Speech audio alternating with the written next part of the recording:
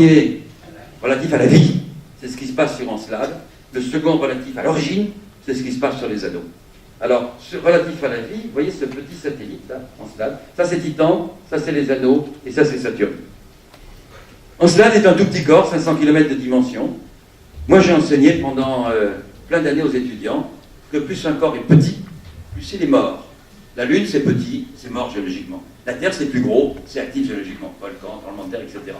Donc, Encelade, 500 km, c'est mort. Peut-être mort. Alors, voyons ce qui se passe. On s'approche d'Encelade.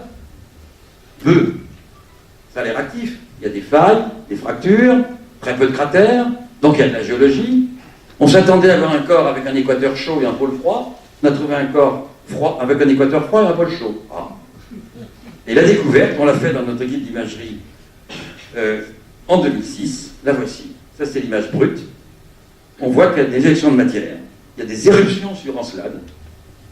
Est-ce que ce sont des geysers? Est-ce que ce sont des volcans? On a mis un moment pour dépouiller tout ça. La réponse, c'est des geysers. Et ça, c'est l'image brute. L'image à contre-jour, un peu comme l'image que je vous ai montrée de Saturne au tout début. Et puis ça, c'est l'image traitée. Et Encelade, en permanence, envoie du matériau à 500 km de hauteur. Et en permanence. On a compris comme ça des phénomènes qu'on a observés en 1980, 90, on voit ça en 2006, ça va en 2007, 2008, 2009, 2010, 2013. Et en permanence, ce matériau alimente les anneaux de Saturne. Donc, on a de l'énergie. Alors là, on va voir ça de plus près. L'explication, on l'a finalement trouvée. Il y a, sous le pôle sud d'Encelade, un océan d'eau liquide, une mer d'eau liquide, qui bouillonne, qui est à 20 degrés. On l'a appelé l'océan Perrier, du nom de l'eau minérale du même nom. Donc ça bouillonne, il y a des fractures dans le sol, ça passe le sol, donc il y a des geysers qui jaillissent ici. Le problème, c'est que l'eau est à 20 degrés, ça bouillonne, ça sort, et quand ça sort à moins 200 degrés. Donc la vapeur d'eau, clac, ça se solidifie, ça fait un bouchon, ça bouche le trou. Ah oui, mais ça continue à bouillonner en dessous, et ça sort à côté. Pouf, bouchon, pouf, bouchon, pouf. Donc c'est fait de vallées pleines de bouchons de glace qui sont les éruptions précédentes.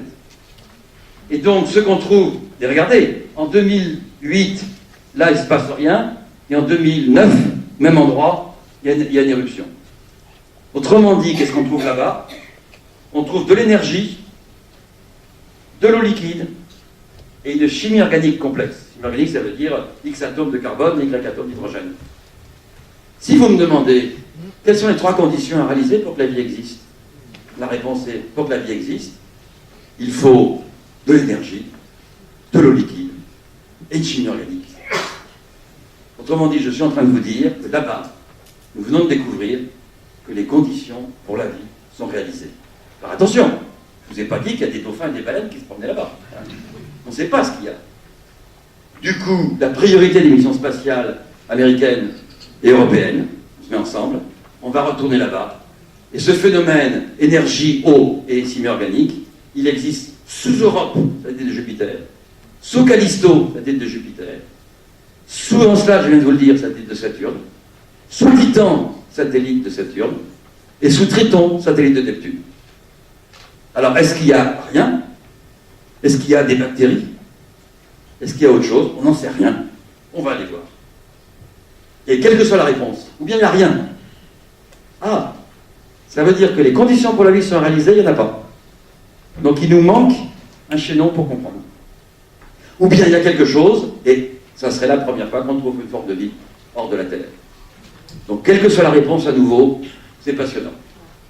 Alors, on va voir ça rapidement. Voici un petit schéma qui vous montre à quoi ça ressemble. Voici ces petits traits verts qu'on a tracés. C'est là où on a les éruptions actuellement. Donc on a reconstitué, vous voyez, ces éruptions de ces geysers.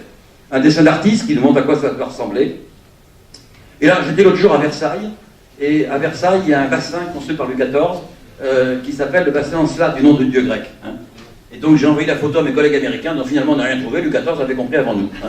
C'est exactement ça. Hein. Donc vous voyez, les Français, on a trouvé ça bien avant vous. Hein. C'est encore dans le coup.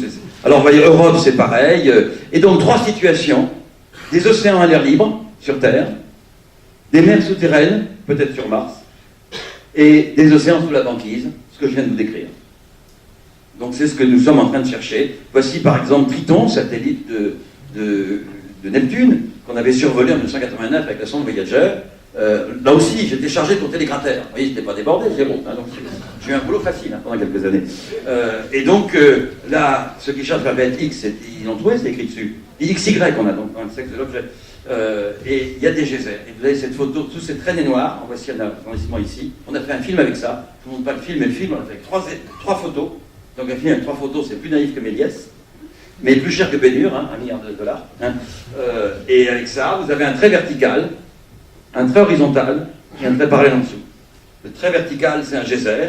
Le trait horizontal, c'est un nuage. Et le trait en dessous, c'est l'ombre du nuage. Et il y a sur Triton, donc des geysers, comme sur Encelade, comme ailleurs. Mais sur Terre, un geyser, vous allez au Yellowstone, vous allez en Islande, vous avez un geyser, ça fait 20 mètres. Vous prenez des photos, montrez aux amis, ah c'est beau, c'est spectaculaire et tout. Là-bas, le geyser, il fait 8 km. C'est du geyser. Hein. C'est autre chose. Hein. Donc, vous voyez l'énergie qu'il y a. Il faut comprendre tout ça. Titan, évidemment, nous a passionnés parce qu'on ne voyait rien. Je donne le résultat rapidement, parce que sur Titan, c'est notre découverte, au bout de cette flèche, il y a une tache noire. On a observé avec nos caméras, avec le radar. Et quand on constitue ce qui se passe, Titan est fait de lacs de couleur noire, avec des rivages de couleur bleue, sur un somme de couleur marron.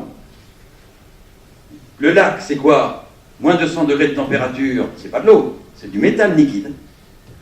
Au gré des saisons, le méthane s'évapore pour des nuages de méthane, puis ensuite des pluies de méthane, des rivières de méthane qui alimentent le lac.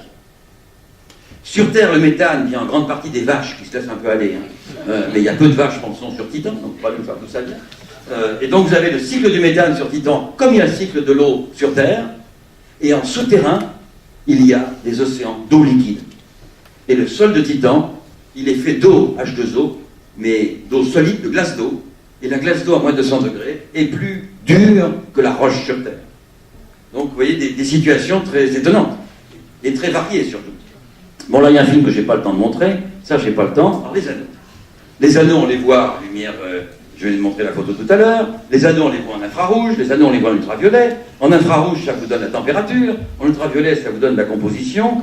Et finalement ces anneaux, depuis des siècles, ont été considérés comme un modèle en quelque sorte de la formation des planètes du système solaire.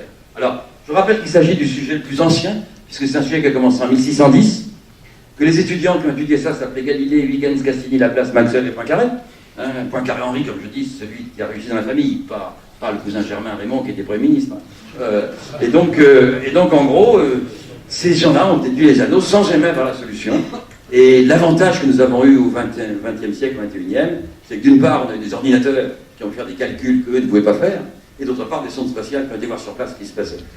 La situation a changé en 1977, entre 1977 et 2004, puisque là, on trouve des anneaux autour d'Uranus, on trouve des anneaux autour de Jupiter, et des anneaux autour de Neptune aussi, que j'ai la chance de trouver en 84.